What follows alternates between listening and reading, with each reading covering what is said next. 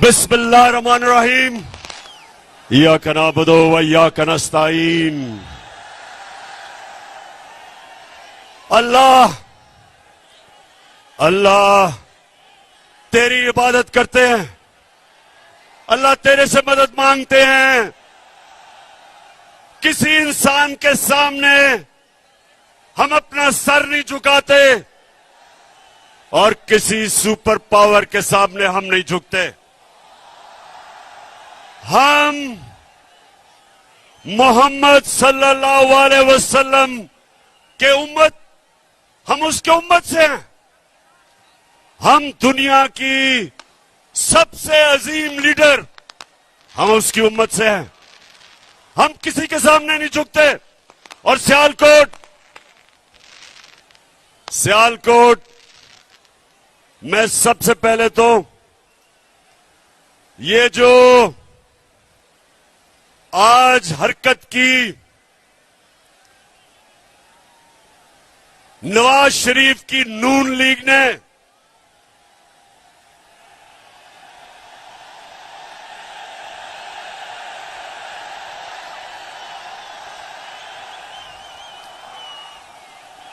नवाज शरीफ जितने बड़े बुज़दिल तुम हो उतनी तुम्हारी पार्टी है। हमने एक दफा सियालकोट, हमने एक दफा नहीं कोशिश की इनके जलसे रोकने की या इनकी लॉन्ग मार्च रोकने की। हर 3 महीने के बाद ये गवर्नमेंट गिराने आते थे और तुम्हारे साथ एक तो इस मुल्क की बड़ी बीमारी जरदारी भी था और उसके अलावा जो डीजल के परमिट बेचने वाला वो भी था।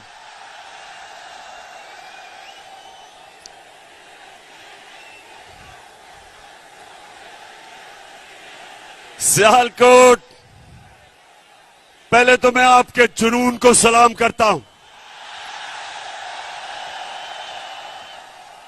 मुझे 1 घंटा लगा यहां पहुंचने के लिए क्योंकि सारे रास्ते बंद हैं। काफले आ रहे हैं इस तरफ जो पहुंच नहीं सकते क्योंकि इन्होंने एक साजिश के तहत हमें बड़ी ग्राउंड में जलसा करने के लिए रोका ताकि ये समझते थे कि एक ही सड़क है, लोग ही नहीं पहुंच सकेंगे। तो नवाज, तुम्हारी और तुम्हारी पार्टी बुज़दिल भी है। तुमने कभी जिंदगी में एक काम ईमानदारी से नहीं किया। ये जब क्रिकेट खेलता था तो अपना अंपायर खड़ा करके क्रिकेट भी खेलता था। ओए, ओए, उसको सीधा करो। ये वो आदमी है, ना इसने बिजनेस ईमानदारी से की, ना ये इलेक्शन ईमानदारी से लड़ता है, ना इसने आज तक सच बोला। मुशर्रफ के दौर में दुमा के भागा बाहर झूठ बोल के कि कोई मुआहदा नहीं किया और इस बारी कहता जी मैं बहुत बीमार हूं, मरने वाला हूं, खुदा के वास्ते मुझे बाहर भेज दो। और जो इसने एक्टिंग की, बॉलीवुड में इसको रोल मिल सकता है। लगता था पता नहीं वो सीढ़ियां चढ़ के जहाज पे भी पहुंचेगा। और जैसे ही इसने जहाज देखा तो एकदम फुर्ती आ गई और जब लंदन की हवा लगी तो सारी बीमारियां खत्म। और वहां बैठ के हर किस्म की पाकिस्तान के खिलाफ साजिश की इसने। और दूसरा, ख्वाजा वेंटिलेटर, कहता हमारा मुल्क वेंटिलेटर पे है, इसलिए हमें अमेरिका के जूते पॉलिश करने हैं। ख्वाजा वेंटिलेटर, इस मुल्क को वेंटिलेटर पे किसने डाला? हमें तो सिर्फ 3.5 साल की हुकूमत मिली थी। तुम दोनों खानदान शरीफों के और जरदारियों के 30 साल तुमने इस मुल्क पे हुकूमत की है।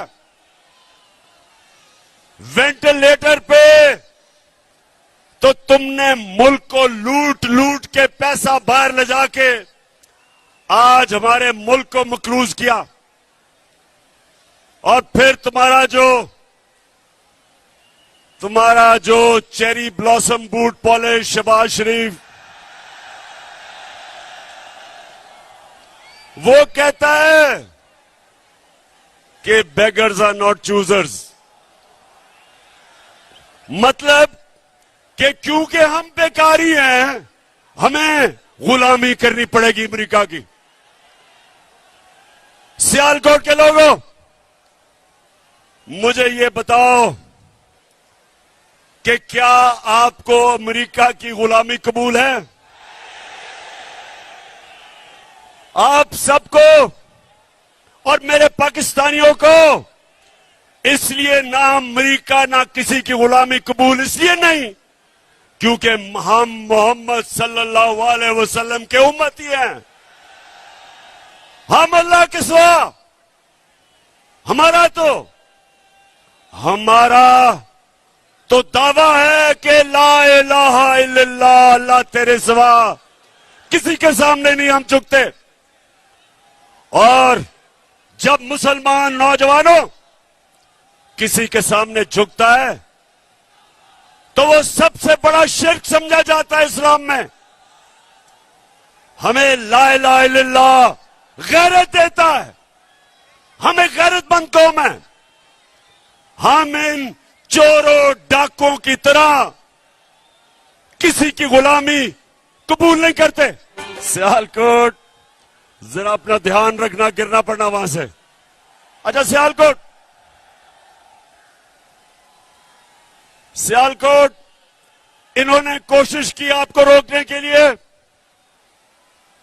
नवाज शरीफ, तुम और 3 स्टूडेंट्स सुन लो, मेरी आज गौर से बात सुन लो। आज तक दुनिया की तारीख में कभी कोई इनकलाब को नहीं रोक सका। ये सियासत नहीं हो रही, ये इनकलाब आ रहा है। कौम आज तहरीक पाकिस्तान के बाद दूसरी आजादी की तहरीक के लिए तैयार है। अपनी हकीकी आजादी के लिए कौम बाहर निकल रही है और इसको ना तुम रोक सकते हो गीदड़ नवाज लंदन में बैठ के, ना ये तुम्हारा बूट पॉलिश करने वाला मुजरिम भाई रोक सकता है, ना उसका करप्ट बेटा रोक सकता है, और ना वो 18 कत्ल करने वाला इंटीरियर मिनिस्टर रोक सकता है। इसको कोई ताकत नहीं रोक सकती। और आज गौर से सुन लो, हम हमेशा, मेरी जमात ने हमेशा पुरअमन एहतजाज किया है। इंशाअल्लाह जब हम इस्लामाबाद पहुंचेंगे हम पुरअमन रहेंगे।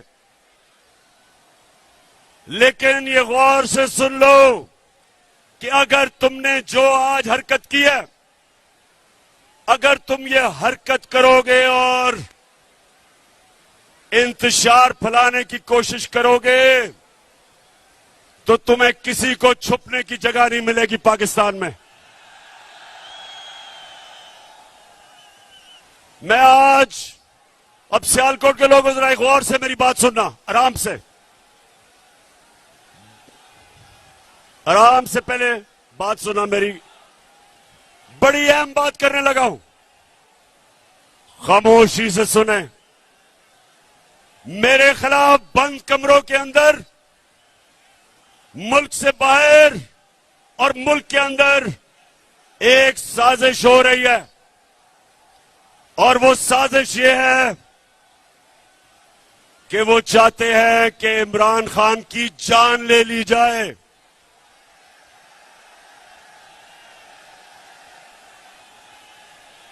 सुन ले जरा, ये साजिश का मुझे पहले पता था, और मुझे चंद दिन पहले मुझे पूरा इल्म हो चुका है। तो पहले जरा गौर से सुने मैं क्या किया है। मैंने, नौजवानों, मैंने एक वीडियो रिकॉर्ड करवाई है। मैंने ये वीडियो रिकॉर्ड करवा के एक महफूज जगह पे रख दी है कि अगर मुझे कुछ होगा, ये वीडियो सारी कौम के सामने आएगी।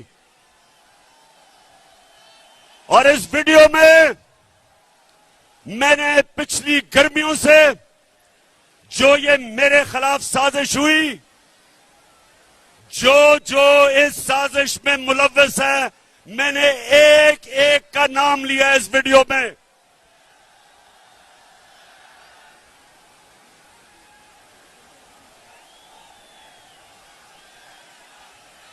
देखिए, फिर से सुन लें और चुप करके सुने, मैं आपके सामने अहम बात कर रहा हूं।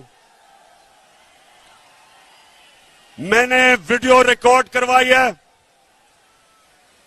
साजिश है, और साजिश ये है कि उन्होंने समझा है कि ये इमरान खान हमारे रास्ते में रुकावट है और इसको हटाना चाहिए, मुझे मारने की साजिश है। और इसलिए मैंने ये वीडियो रिकॉर्ड करवाई है, क्योंकि मैं तो इसको जहाद समझता हूं, मैं तो सियासत नहीं समझता, मैं तो अपने अल्लाह के लिए लड़ रहा हूं।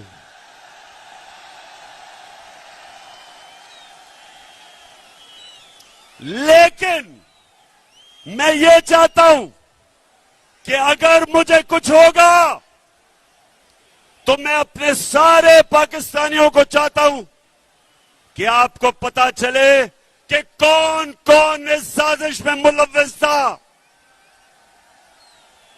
बाहर बैठ के कौन इस साजिश का किरदार था, और मेरे मुल्क में बैठ के किस किस ने साजिश की, इनमें सबके मैंने नाम लिए हैं। बस इनमें सारों के मैंने नाम लिए हैं जिन्होंने ये प्लानिंग की, और एक एक का नाम मैंने कहा कि ये मेरे दिल पे लिखा हुआ है कि इन्होंने कैसे पूरी प्लानिंग करके एक बैरूनी मुल्क साजिश, जिसमें ये सारा इस मुल्क का करप्ट टोला उसके साथ मिलके, और कौन कौन मजीद लोग इनके साथ थे, इन्होंने जो मेरी गवर्नमेंट गिराई है और जो आगे ये करने जा रहे हैं। मैं ये इसलिए, मेरे पाकिस्तानियों, मैंने ये इसलिए वीडियो रिकॉर्ड करवाई है कि इस मुल्क की तारीख है कि कभी ताकतवर को कानून के नीचे नहीं लाया जाता, कभी ताकतवर का एहतसाब नहीं होता, हमेशा ताकतवर बच जाता है और किसी और के नाम पे जो भी कत्ल होते लगता है। मैं इसलिए ये वीडियो रिकॉर्ड करवा रहा हूं, करवा के रखी हुई है, महफूज रखी हुई है। मैंने सिर्फ इसलिए रखी है कि मैं ये चाहता हूं कि इस बारी इस मुल्क का इंसाफ का निजाम, इस मुल्क की तारीख है, कभी इन्होंने नहीं किसी को पकड़ा जो ताकतवर मुजरिम हो, सिर्फ कमजोरों को पकड़ा जाता है। इसलिए ये लियाकत अली खान के जमाने से लेके अब तक कोई ताकतवर मुजरिम नहीं पकड़ा गया।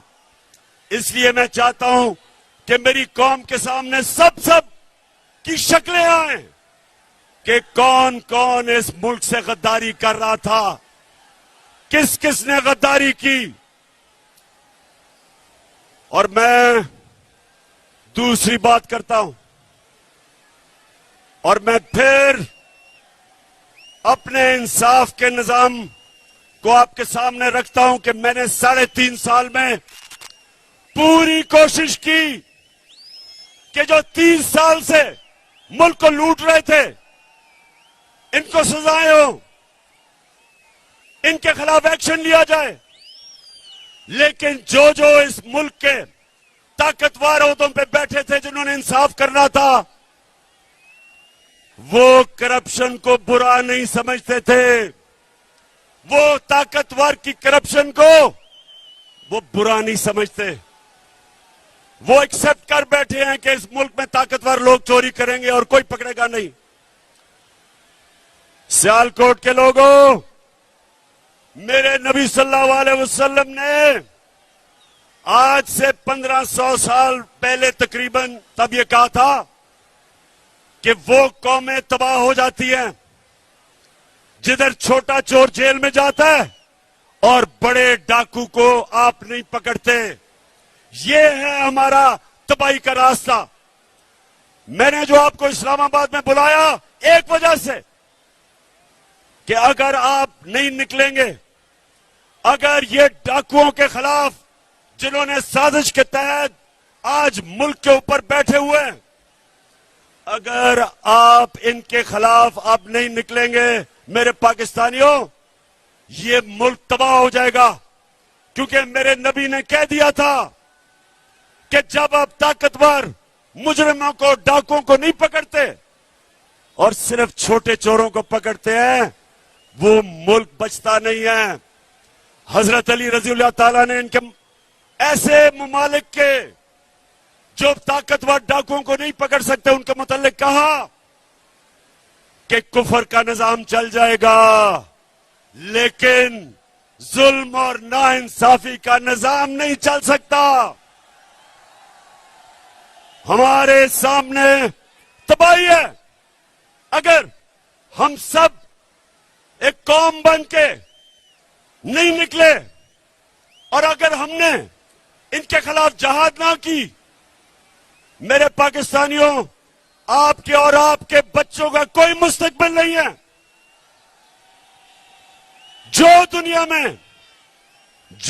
दुनिया में अमीर तरीन मुल्क है, उधर सबसे बड़ी चीज क्या है कि ताकतवर कानून के नीचे है, जिसको रूल ऑफ लॉ कहते हैं, कानून की हुक्मरानी जिसको कहते हैं।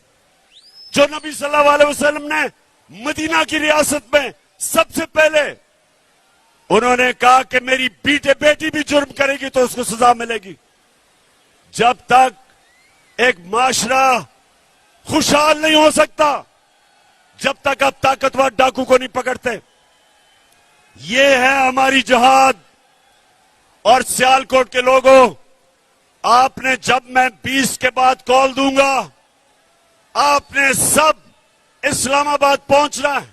आपने ना फिक्र करनी है कि गर्मी है। जब पाकिस्तान आजाद हुआ था तो यहां सियालकोट अपने जरा बड़ों से पूछो कि क्या मुहाजिर जो बाहर से हिंदुस्तान से आए थे उनकी कभी कहानियां सुनी है? बड़ों से सुने। मैं जब लाहौर में बड़ा हो रहा था, जो भी वहां से आए थे, पंजाब से, ईस्ट पंजाब से, जो कत्लेआम हुई थी मुसलमानों की, औरतों की, बच्चों की, लाखों लोग कुर्बान हुए थे इस मुल्क बनाने के लिए। और आज मैं अपनी कौम से वही कुर्बानी मांग रहा हूं, अपने आप को हकीकी आजादी देने के लिए इन चोरों से, इन अमरीकियों के गुलामों से। आपने ना गर्मी देखनी है, ना आपने देखना है कि रास्ते में रुकावटें हैं, ना कंटेनर देखना है। नौजवानों, आपका जुनून इन सारे कंटेनर्स और जो भी रुकावटें, इसको बहा के ले जाएगा। मैं अपने नौजवानों से खास तौर पे आज कह रहा हूं कि तैयारी करें। इन्होंने 2 दिन पहले ट्रांसपोर्ट बंद कर देनी है, इन्होंने पेट्रोल बंद कर देना है। इन्होंने इंटरनेट बंद कर देनी है, उससे पहले तैयारी करें और ये देखेंगे इंशाअल्लाह। तैयार हो जाओ, चेरी ब्लॉसम तैयार हो जाओ, ख्वाजा वेंटिलेटर तैयार हो जाओ, 18 कत्ल करने वाले वजीर तैयार हो जाओ, सब तैयार हो जाओ। अवाम का समुंदर आने वाला है इस्लामाबाद। सियालकोट, सुनो मेरी बात, ये जो मुल्क से हुआ है, अब जरा गौर से सुनो। और मैं आज अपनी अदलिया से बड़ी आजिज़ी से आपसे एक सवाल पूछ रहा हूं। अपने सियालकोट और पाकिस्तानी कौम के सामने मैं अपनी अदलिया से फिर कहता हूं, बड़ी आजिज़ी से सवाल पूछता हूं। बड़ा अच्छा किया आपने सुओ मोटो एक्शन ले लिया इतवार को। आपको कोई बहुत ही खतरा होगा इमरान खान से कि 12 बजे अदालतें भी खोल दी, चले ठीक है।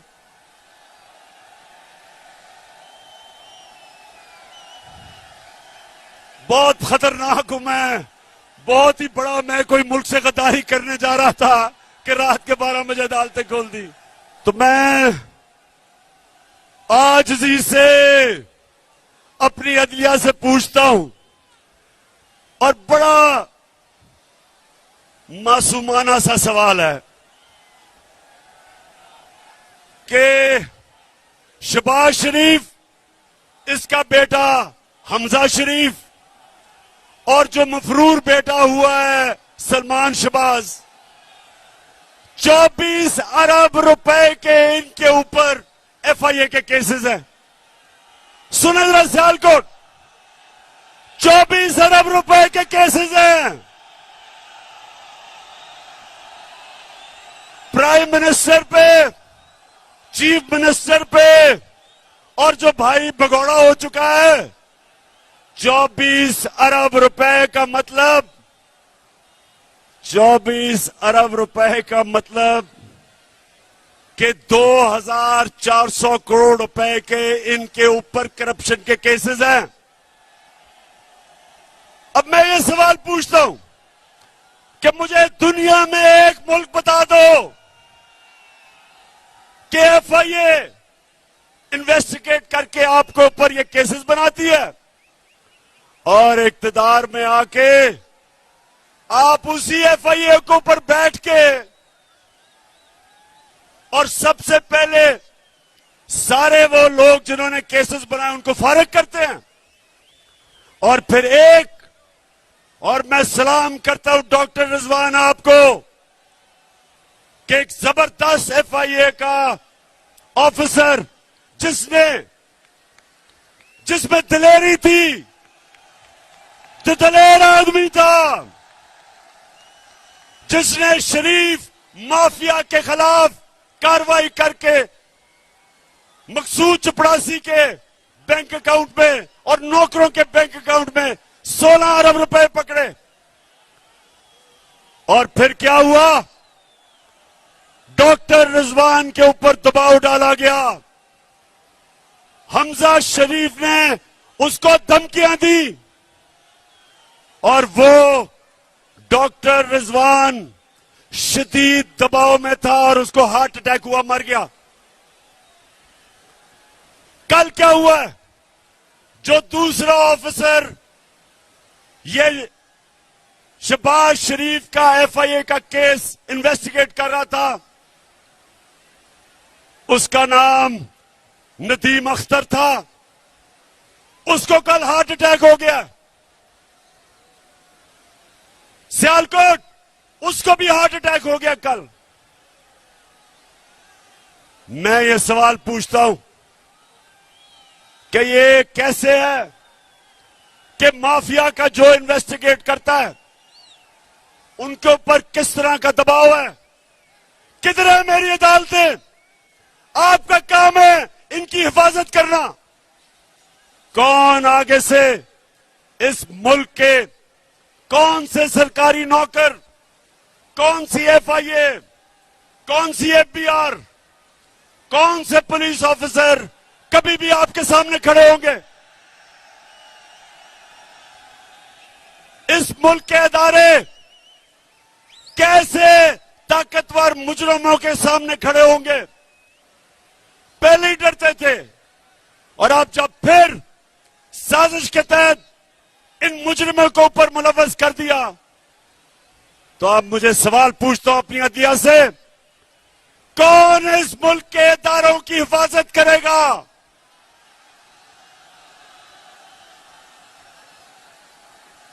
मैं बड़ी आजी से अपनी अदालतों से पूछता हूं कि ये आपके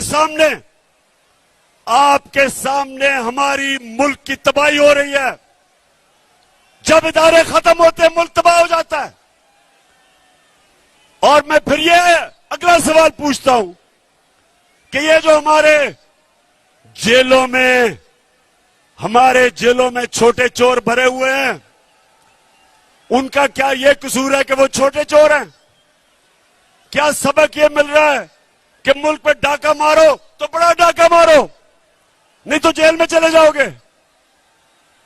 मैं आज, अगर आपने इनको नहीं पकड़ना, तो मैं आज फिर से कहता हूं कि पाकिस्तान के जेल खोल दें, ये गरीबों को बाहर निकालें, जो बेरोजगारी में चोरी करते हैं, घर में बच्चे भूखे हैं, उनको बाहर निकाल दें। इन सारों की, इन गरीब चोरों की मिला के भी जो चोरी है, वो एक मकसूद चपरासी के जो 4 अरब आए थे बैंक में, उससे कम है। ये जुल्म का निजाम है। इसके मुतालिक हजरत अली ने कहा था, फिर से मैं बताता हूं कि कुफर का निजाम चल जाएगा, लेकिन नाइंसाफी और जुल्म का निजाम नहीं चल सकता। मैं आखिर में सिर्फ 2 बातें करना चाहता हूं।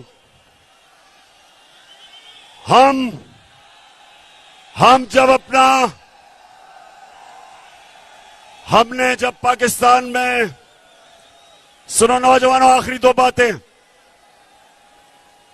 जो हमें मुल्क मिला था 2018 में, और जो हमें जब साजिश करके निकाला गया, तो याद रखें, एक वो मुल्क जिसका दिवालिया हुआ था, उस मुल्क के अंदर, अच्छा सियालकोट, अब सुने, जब हमारी हुकूमत गिराई गई, तो अब अदाद और शुमार आए हैं। याद रखें कि पाकिस्तान की 2004 के बाद सबसे ज्यादा सनती पैदावार हमारे दौर में हुई। शाबाश, शाबाश। ये है जुनून। ये जो जुनून है, ये कीमा के नान दे के जलसों पे लाके ये नहीं खरीदा जा सकता। और ये ही जुनून इंशाअल्लाह इस्लामाबाद के अंदर वो इनकलाब लेके आएगा जो हमें हकीकी तौर पे आजाद करेगा। तो अब ये पता चला, अब जो आदाद और शुमार आए मार्च के, सबसे ज्यादा 2004 के बाद पाकिस्तान की सनती पैदावार 10.6, 29% हमारी एक्सपोर्ट बढ़ी, ये भी रिकॉर्ड। 4 फसलों के अंदर रिकॉर्ड हुआ, मकई में, चावल में, गन्ने में और आलू में रिकॉर्ड हुआ। सबसे ज्यादा पैसा हमारे किसानों के पास गया, देहातों में खुशहाली आई, सारे बर्रे सगीर में सबसे ज्यादा रोजगार पाकिस्तान में, हिंदुस्तान से भी ज्यादा। और सबसे बड़ी बात यह कि जो अब जो अब अदाद और शुमार आए हैं, पाकिस्तान की जो ग्रोथ रेट है वो तकरीबन 6%, जो रिकॉर्ड है।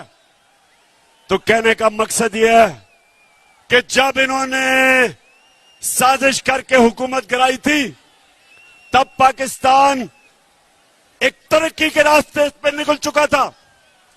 जब से ये आए हैं चोर, रुपया तकरीबन 195 पे पहुंच गया, स्टॉक एक्सचेंज बैठ गई है। महंगाई का हाल यह है कि आज वो किधर हैं, वो किधर हैं, वो मीडिया हाउस किधर हैं जो जाके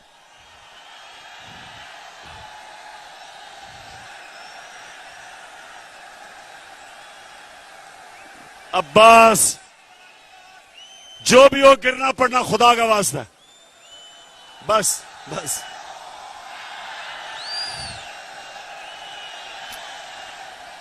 माशाअल्लाह माशाअल्लाह।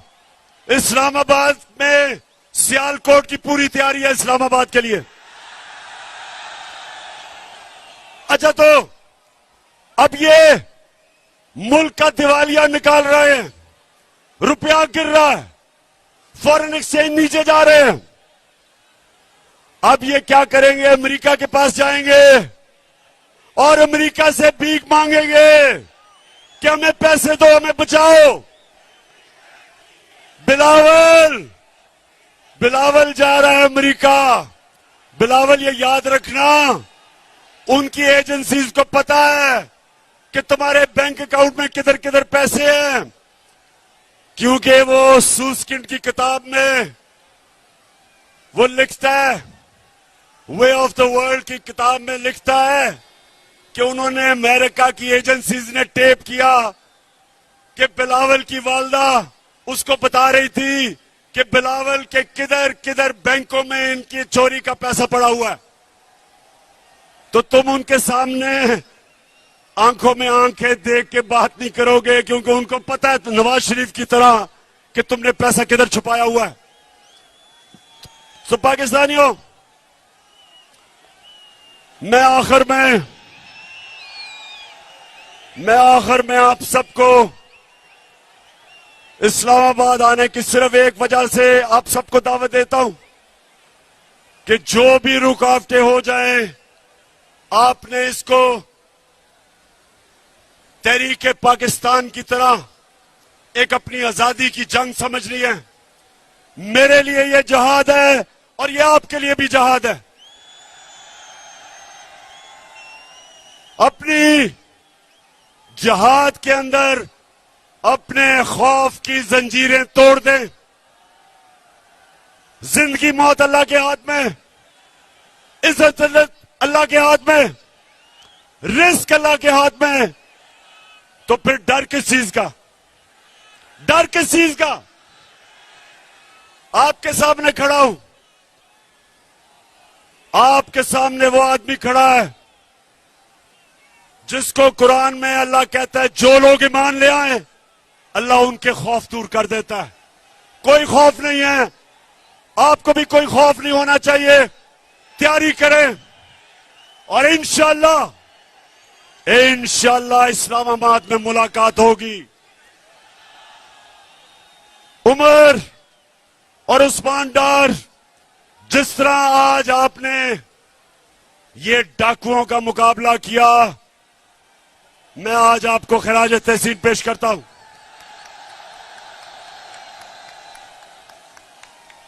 तुम्हारी माशाअल्लाह अच्छी ट्रेनिंग की हुई है। धरने में मैंने आपकी ट्रेनिंग करवाई है। हम ट्रेंड हैं, हम तैयार हैं और इंशाअल्लाह उस्मान डार, आप जब नौजवानों को लेके इस्लामाबाद निकलेंगे तो याद रखें कि किसी किस्म की रुकावट से नहीं घबराना, क्योंकि आपका कप्तान किसी चीज से नहीं घबराता।